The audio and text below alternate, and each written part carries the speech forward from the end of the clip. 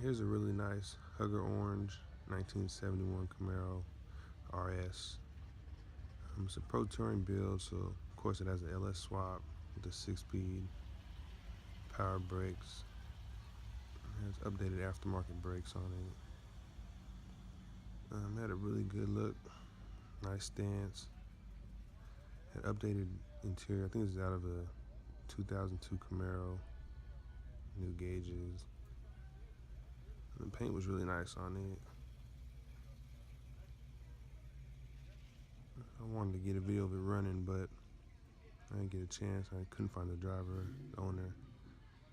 But it was a nice car. Came down from British Columbia. I don't know if they trailered it or not.